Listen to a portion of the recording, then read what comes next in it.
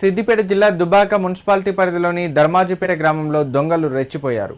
తాళం వేసి ఉన్న ఆలయాలను లక్ష్యంగా చేసుకుని చోరీకి పాల్పడ్డారు. గ్రామంలోని ఎల్లమ్మ తల్లి, మడేలమ్మ, గంగమ్మ, పెద్దమ్మ ఆలయాల్లో ఒకేసారి 4 చోట్ల తాళాలు పగలగొట్టి దేవతల ముక్కు పుడకలతో పాటు పుస్తమట్టలు, దొరికిన కాడికి నగదును అపహరించారు. ఉదయం అటుగా వెళ్లిన స్థానికులు ఆలయాల తలుపులు తెరిచి ఉండడాన్ని గమనించి అనుమానం వ్యక్తం చేశారు.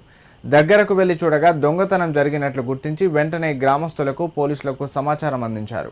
సంఘటనా స్థలానికి చేరుకున్న పోలీసులు కేసు నమోదు చేసి క్లూస్ టీం సహాయంతో ఆధారాలను సేకరించారు. కాగా దొంగతనానికి పాల్పడిన వ్యక్తులను పట్టుకుని కఠినంగా శిక్షించాలని గ్రామస్తులు డిమాండ్ చేశారు. అలాగే దొంగిలించిన నగదు, వస్తువులను తిరిగి ఆలయాలకు అందజేయాలని కోరారు. భవిష్యత్తులో ఇలాంటి ఘటనలు పునరావృతం కాకుండా పోలీసులు పటిష్ట భద్రతా చర్యలు చేపట్టాలని విజ్ఞప్తి చేశారు.